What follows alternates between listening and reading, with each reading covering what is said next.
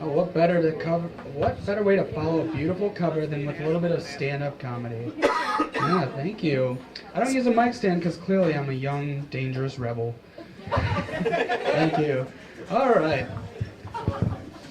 There's certain points when you realize you're out of shape, and for me, like, that's when I get to the top of a flight of stairs, and when I have to go back down, I seriously contemplate for a moment, like, I should just jump out the window instead, really. Oh, thank you, person in back. That's very nice. Actually, yeah. All right.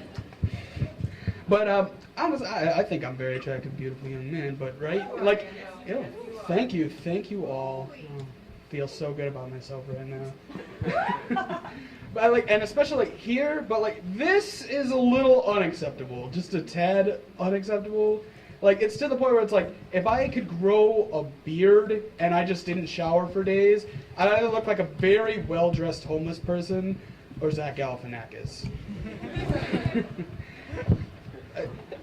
Does anybody here, like, do you have that kind of person in your life who's always texting you, but it is never interesting? They never have anything interesting to say? Yeah, it's annoying. It's just awful.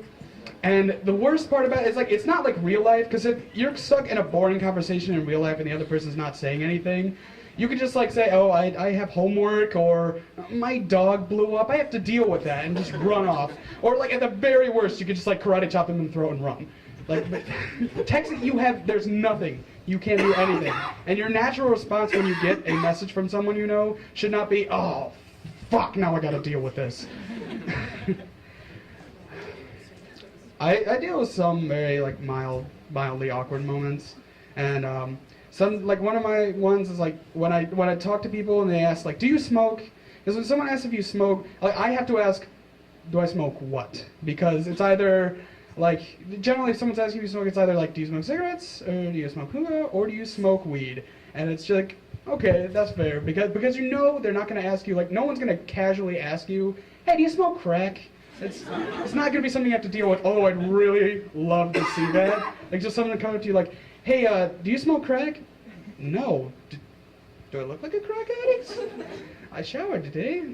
No, I was just wondering if you want to, like, come back. We're going to, like, go back to the apartment, light up a crack pipe, cook up some food, put on TV, smoke some crack, and then not eat any of the food or watch any of the TV and sit in the corner and shake and cry for 3 hours. But, like, whatever the most awkward moment I deal with, like, my goal as a somewhat awkward human being, my goal throughout my life, is to never ask a woman if she's pregnant and find out she isn't. If that ever happens to me, I'm immediately going up the nearest flight of stairs and jumping out the window. Thank you, everybody. That's all I've got.